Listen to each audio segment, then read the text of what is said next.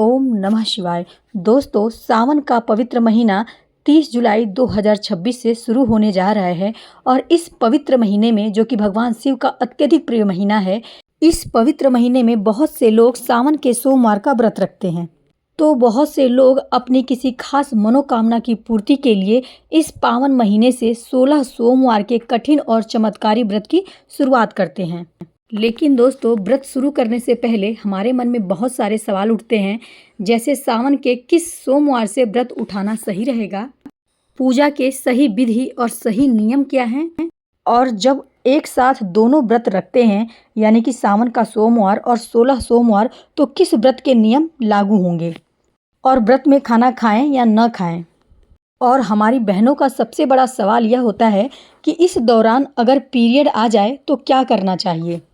तो दोस्तों, आज के इस वीडियो में हम इन सभी ज़रूरी बातों को बहुत ही आसान और सरल भाषा में समझेंगे, ताकि बिना किसी उलझन के आप पूरी श्रद्धा से यह व्रत शुरू कर सकें। इसलिए यह वीडियो बहुत ही महत्वपूर्ण है। वीडियो को अंत तक जरूर देखिए और वीडियो पसंद आए तो इसे लाइक भी कर दीजिए और कमेंट बॉक्स में ज़रूर लिखिए हर हर महादेव।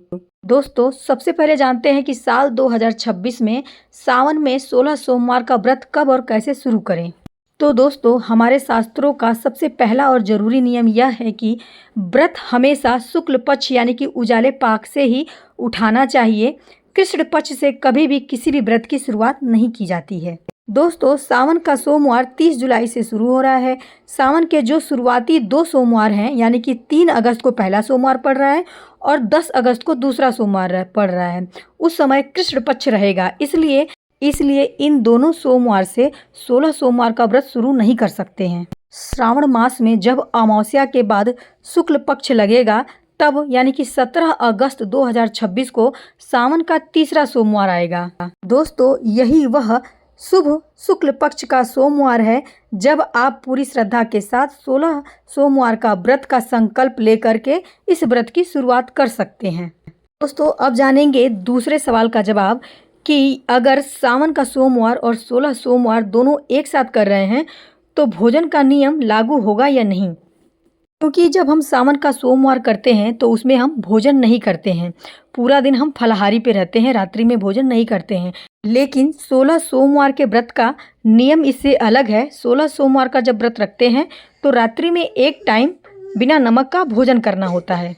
इसलिए दोस्तों, यदि आप दोनों व्रत एक साथ कर रहे हैं तो आपको 16 सोमवार के कड़े नियमों का ही पालन करना होगा, यानी कि आपको पूरे दिन उपवास रहना है और शाम के समय प्रदोष काल की पूजा समाप्त करने और आरती समाप्त करने के बाद केवल एक समय ही सात्विक भोजन करना है। सुबह से लेकर के शाम तक की पूजा होने तक सिर्फ जल, दूध, चाय और फल ले सकते हैं।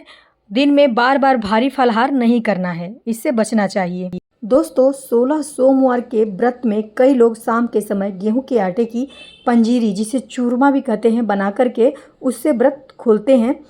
तो कई जगहों पे लोग गेहूं के आटे की पूड़ी और हलवा बना करके खाते हैं। लेकिन जो लोग बिना नमक के नहीं रह सकते हैं, उनको कुछ प्रॉब्लम है, तो वह सेंधा नमक का इस्तेमाल कर सकते हैं, लेकिन सात्विक भोजन ही करना है। दोस्तों, इस व्रत को शुरू करने से पहले सबसे ज़रूरी बात को आपको ध्यान देना है कि जिस सोमवार से आप व्रत की शुरुआत कर रहे हैं उस दिन आपका शरीर पूरी तरीके से शुद्ध होना चाहिए, यानी आपको पीरियड वगैरह नहीं होना चाहिए। और जिस सोमवार से आप व्रत शुरू कर रहे हैं उस सोमवार को सुबह उठ करके स्नान करने के बाद भगवान शिव के सामने हाथ में थोड़ा सा जल और फूल लेकर के भोलेनाथ के सामने संकल्प जरूर ले लीजिए।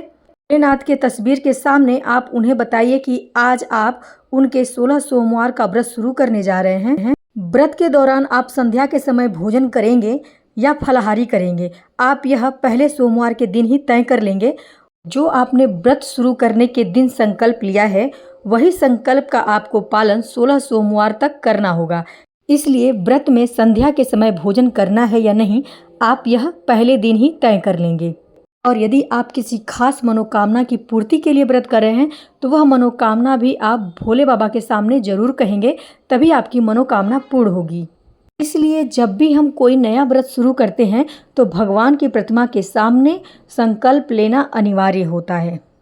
दोस्तों, अब सबसे महत्वपूर्ण सवाल देख लेते हैं कि व्रत के बीच पीरियड आ जाए यानी मासिक धर्म आ जाए तो क्या करें। दोस्तों यह बहुत ही महत्वपूर्ण सवाल है जो कि हर महिला के मन में होता है। शास्त्रों में इसके लिए बहुत ही स्पष्ट और सुंदर नियम बताया गया है। दोस्तों यदि आप 16 सोमवार या सावन के सोमवार का व्रत हैं और सुबह से आप व्रत हैं लेकिन बीच में दिन के मध्य भाग में या संध्या के समय पीरियड आ जाता है तो आप व्रत रखिए, व्रत छोड़ना नहीं है। और जैसे आपने 16 सोमवार का व्रत उठा लिया है, पहले सोमवार को आपने व्रत कर लिया अच्छे से, लेकिन दूसरे या तीसरे कभी भी बीच में सोमवार के दिन आपको मासिक धर्म आ गया है। मान लीजिए कि आपको चौथे व्रत पूरे करने के बाद पाँचवें व्रत के दिन यानी पाँचवें सोमवार को मासिक धर्म आ गया, तो आप वह व्रत छोड़ेंगे नहीं, वह व्रत रखेंगे, लेकिन वह पाँचवा जो व्रत आपने किया है वह गिनती में नहीं आएगा, वह व्रत मान्य नहीं होगा।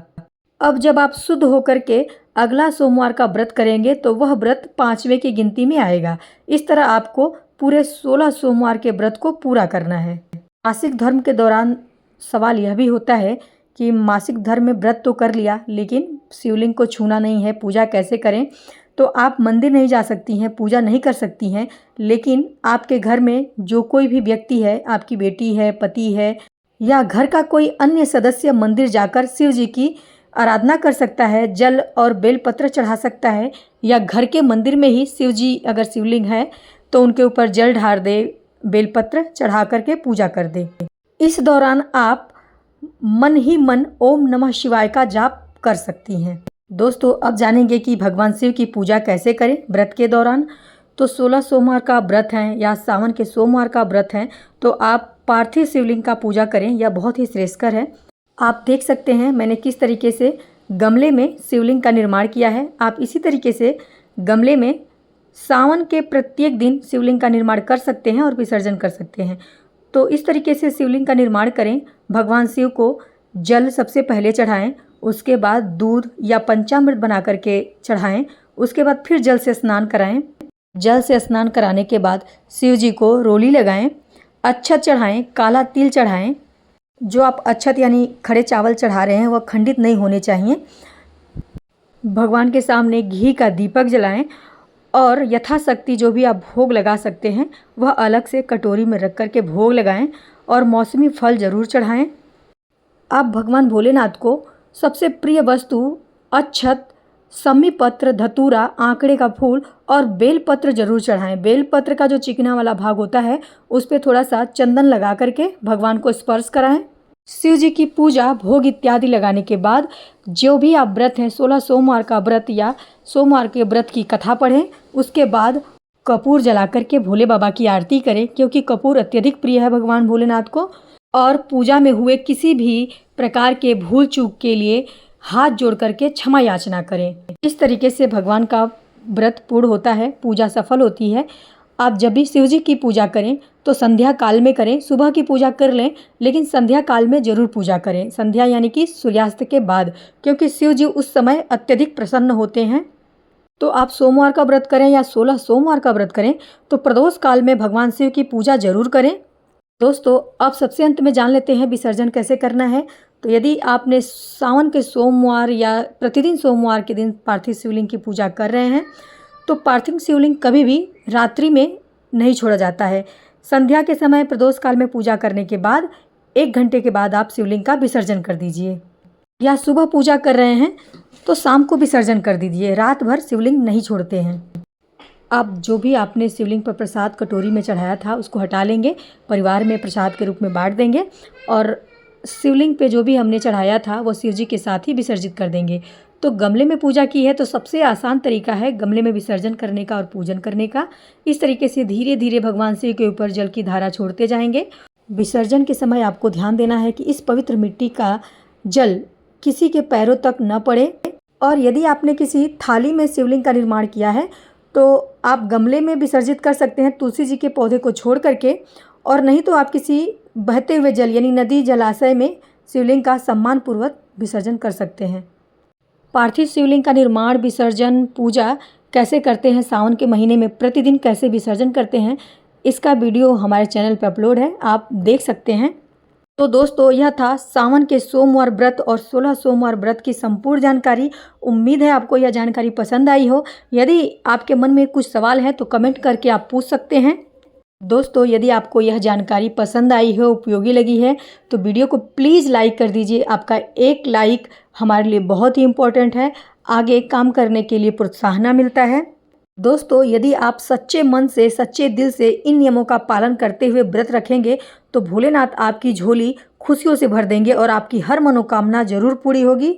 दोस्तों जाते जाते कमेंट बॉक्स में ज़रूर हाजिरी लगाइए, लिखिए हर हर महादेव, ओम नमः शिवाय। और यदि आपने अभी तक चैनल को सब्सक्राइब नहीं किया है तो प्लीज़ सब्सक्राइब कर लीजिए, नीचे जो घंटी की बटन है उसे भी दबा दीजिए। और इस वीडियो को अपने फैमिली फ्रेंड के साथ शेयर ज़रूर करिए ताकि वह भी इस महत्वपूर्ण जानकारी का लाभ उठा सके। भगवान शिव आप सभी की मनोकामना पूर्ण करें, परिवार की रक्षा करें। इसी कामना के साथ मिलते हैं आपसे अगले वीडियो में। पूरी वीडियो देखने के लिए आपका बहुत बहुत धन्यवाद।